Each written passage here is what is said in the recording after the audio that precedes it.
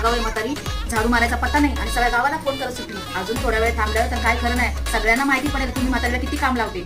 Wrong number लागले वाटतं. बया आजी द्या इकडे झाडू, मीच मारते. हो बाई लय दमले, आता तोंड दुखायला बोलू.